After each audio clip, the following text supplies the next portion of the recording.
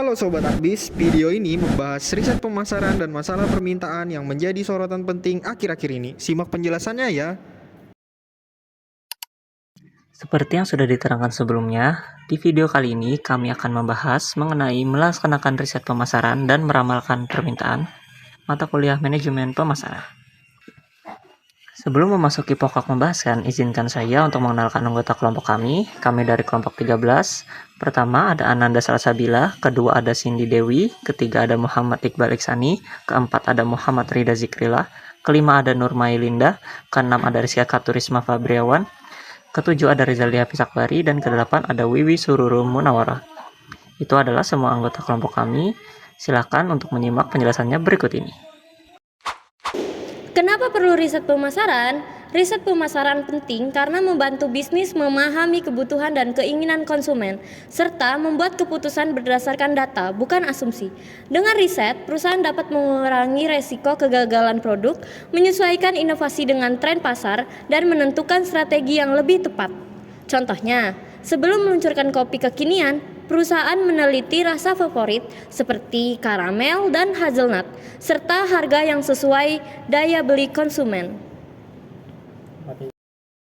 Sistem riset pemasaran. Sistem riset pemasaran adalah kerangka kerja terstruktur yang dirancang untuk mengumpulkan, mengelola, menganalisis, dan menyajikan data pemasaran secara sistematis. Tujuannya adalah mendukung pengambilan keputusan yang berbasis fakta dan relevan dengan kondisi pasar. Sistem ini terdiri dari 3 komponen utama. 1. Data internal, seperti data penjualan, laporan keuangan, dan performa produk yang mencerminkan kondisi internal perusahaan. 2. Intelijen pasar, informasi eksternal tentang pesaing, tren industri, dan perubahan perilaku konsumen. Dan ketiga, riset pemasaran khusus, studi yang dirancang untuk menjawab pertanyaan atau masalah spesifik, misalnya, mengapa penjualan menurun di wilayah tertentu. Proses riset pemasaran adalah langkah-langkah untuk mengumpulkan dan menganalisis data agar perusahaan bisa memahami pasar dan mengambil keputusan yang tepat. Yang pertama ada identifikasi masalah, yaitu langkah awal yang penting untuk menentukan fokus riset, misalnya menurunnya penjualan atau berubahnya perilaku konsumen. Pemahaman masalah yang tepat akan menentukan arah riset selanjutnya. Yang kedua ada merancang riset, yaitu menentukan tujuan riset. Pendekatan yang digunakan adalah kuantitatif atau kualitatif. Metode pengambilan sampel serta alat pengumpulan data seperti kuesioner atau panduan wawancara. Yang ketiga ada pengumpulan data, yaitu mengumpulkan data dari responden melalui survei, wawancara, observasi langsung, atau data sekunder. Ketepatan dan keakuratan data sangat penting agar hasil riset valid dan dapat dipercaya. Yang keempat ada analisis data.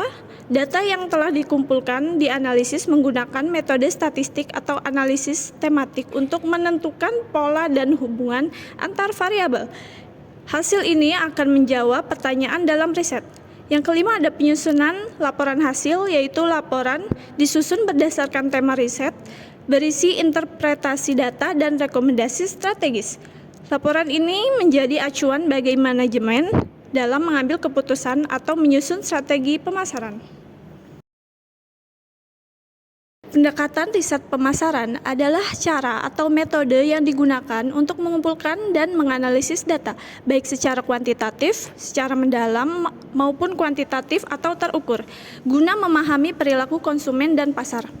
Yang pertama ada pendekatan kualitatif, bersifat eksploratif dan bertujuan memahami perilaku, motivasi, opini, serta persepsi konsumen secara mendalam.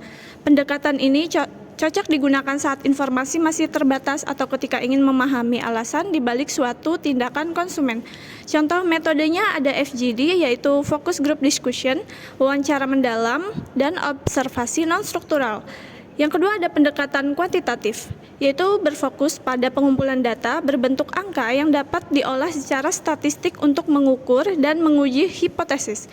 Cocok untuk riset dengan populasi besar dan tujuan pengambilan keputusan berbasis data yang terukur.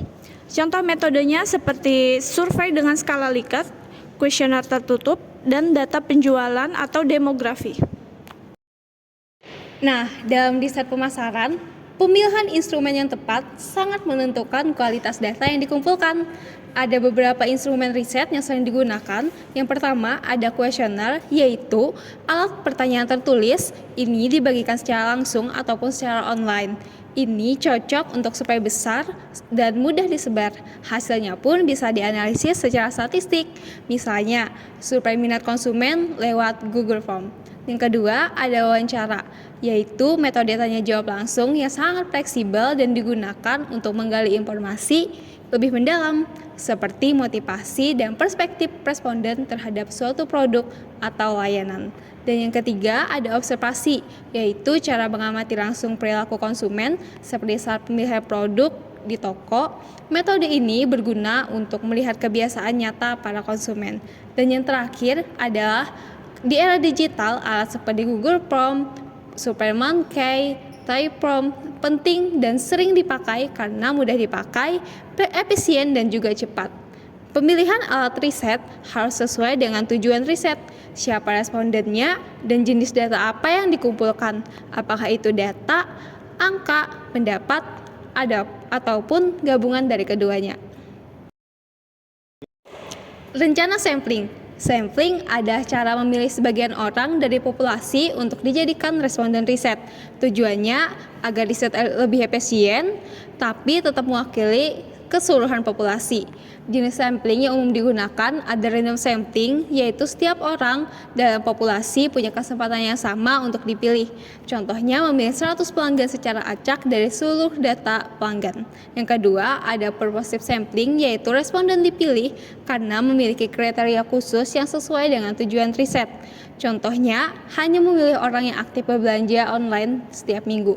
Yang ketiga ada stratified sampling, yaitu populasi dibagi ke dalam kelompok tertentu, lalu dipilih sampel dari tiap kelompok. Contohnya membagi berdasarkan usia, remaja, dewasa, maupun lansia, lalu mengambil beberapa orang dari masing-masing kelompok.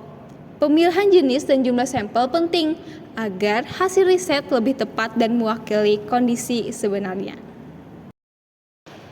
Metode kontak. Dalam melakukan wawancara, ada beberapa metode yang bisa dipilih. Masing-masing memiliki kelebihan dan kekurangan. Yang pertama, wawancara tatap muka. Metode ini dilakukan secara langsung, memberi kesempatan bagi peneliti untuk memperoleh data yang lebih mendalam dan bersifat interaktif. Namun perlu dicatat bahwa wawancara tatap muka cenderung lebih mahal dan memerlukan waktu yang lebih banyak. Yang kedua, wawancara melalui telepon. Metode ini lebih efisien dan penggunaan waktu yang dapat mencapai responden dalam jumlah yang lebih besar. Akan tetapi, ada kemungkinan jawaban yang diperoleh bisa terbatas, tergantung pada kenyamanan dan ketersediaan responden. Yang ketiga, wawancara secara daring, menggunakan email, survei lewat web, atau aplikasi seperti WhatsApp. Metode ini menyediakan cara yang hemat biaya dan praktis untuk mengumpulkan informasi. Ini sangat sesuai untuk responden yang lebih terbiasa dengan teknologi digital. Sebagai contoh, Shopee sering mengirimkan survei melalui email kepada pelanggannya setelah mereka menyelesaikan transaksi untuk mendapatkan masukan yang berharga.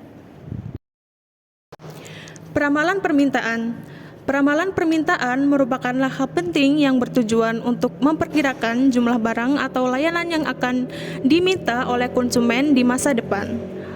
Proses ini sangat penting karena beberapa alasan. Yang pertama, pengaturan produksi dan persediaan. Dengan peramalan yang tepat, perusahaan dapat mengelola produksi dan ketersediaan barang dengan lebih baik, sehingga dapat menghindari pemborosan atau kekurangan stok. Yang kedua, perancangan strategi harga dan promosi. Data yang diperoleh dari peramalan permintaan dapat membantu perusahaan dalam mengembangkan strategi harga dan promosi yang lebih efisien sesuai dengan kebutuhan pasar. Yang ketiga, menghindari surplus atau kekurangan barang. Dengan memahami permintaan yang akan datang, perusahaan dapat menghindari kondisi di mana mereka memiliki barang yang terlalu banyak atau terlalu sedikit, yang dapat mempengaruhi probabilitas secara negatif. Riset pemasaran menyediakan data awal yang sangat penting untuk meningkatkan akurasi dalam peramalan permintaan, sehingga perusahaan dapat mengambil keputusan yang lebih baik dan lebih terinformasi. Metode peramalan permintaan. Peramalan permintaan adalah cara untuk memperkirakan seberapa besar permintaan konsumen di masa depan, agar bisnis bisa merencanakan stok, produksi, dan strategi dengan lebih tepat. Ada dua jenis metode utama. Yang pertama, metode kualitatif. Digunakan saat data terbatas, lebih mengandalkan pendapat manusia, opini ahli berdasarkan pengalaman dan intuisi pakar. Metode Delphi, kumpulkan pendapat beberapa ahli lalu disatukan jadi satu kesimpulan. Yang kedua, metode kuantitatif. Digunakan jika tersedia data angka yang cukup. Time series, melihat pola dari data lama, misalnya penjualan tiap bulan untuk prediksi ke depan. Regresi, melihat hubungan antar faktor-faktor seperti harga, diskon, promosi, dan tingkat permintaan.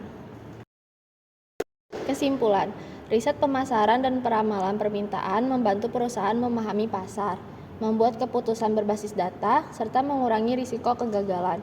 Riset dilakukan melalui sistem terstruktur dengan pendekatan kualitatif atau kuantitatif, dan menggunakan instrumen seperti kuesioner, wawancara, serta observasi. Proses riset mencakup identifikasi masalah hingga pelaporan hasil.